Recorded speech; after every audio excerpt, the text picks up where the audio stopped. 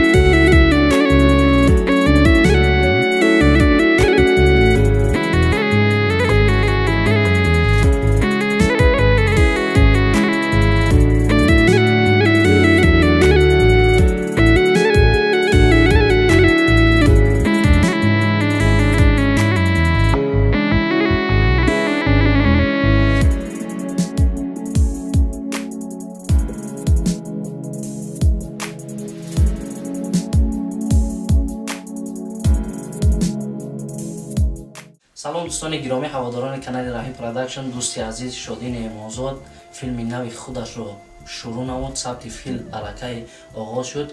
نام فیلم گمونی بعد. خدا خواهد روزهای نزدیک میتوانید این فیلم رو پره‌اش در اصل پره‌اش رو میتوانید که از سامانه شادی فیلمز پروداکشن روزهای نزدیک سایت این دوستی عزیز در سامانه یوتیوب با چنین نام گرفته است. میتوانید که این سامانه تماشا کنید و دستگیری کنید.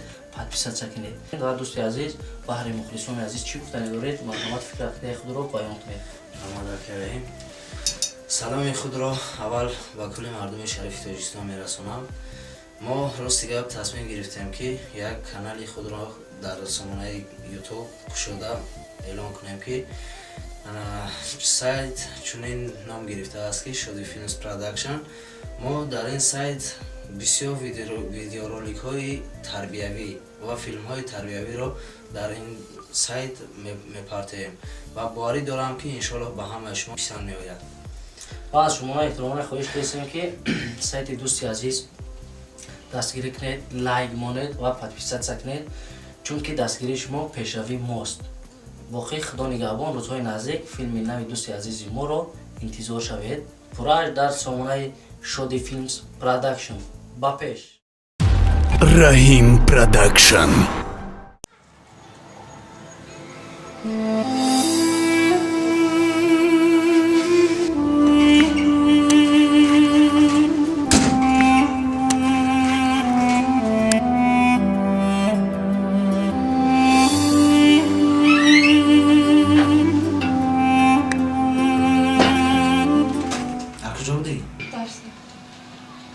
درس تا ساعت یک نیست؟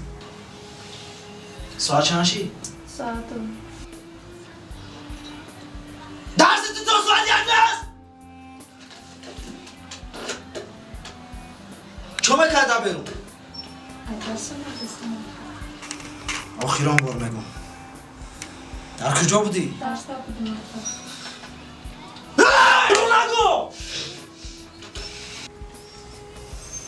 اکا یک روزه نه تنها یک ساعت احوال ما را در راه گذرانید، انا بعد میفهمید در چه احوالی ما.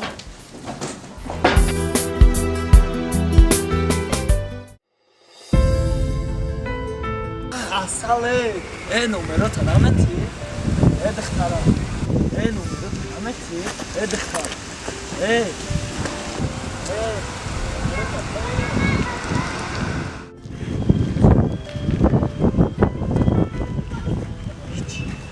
نمرو ای دختر ای ما یاسا جگرک تا بخرمه